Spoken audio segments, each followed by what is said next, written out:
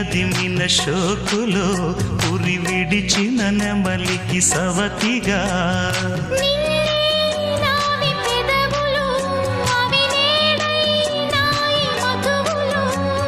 రెండు నాయి తనువులు అవిరే పవ్వాలి మనువులు